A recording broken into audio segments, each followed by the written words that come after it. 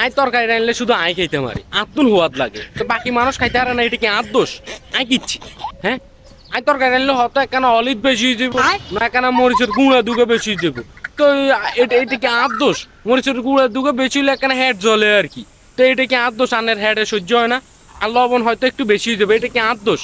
তরকারিটা আমি সুন্দর মতো রাঁধি, সুন্দর মতো হয়তো জোল কিনে একটু হুয়াই যায় আর কি, নইলে হয়তো আলু কিন সিদ্ধ ঠিক মতো না, এটা কি আর দোষ? তারপরেও তো রাঁধতে পারি হারি নে, কত কষ্ট করি তরকারি রাঁধে আলু কাটি, তারপর কিন্তু আলুর মধ্যে একটু চামড়া থাই যায়, আলুর চামড়া থাকলে কিন্তু ভিটামিন, আলুর দাম বেশি, সমস্যা নাই।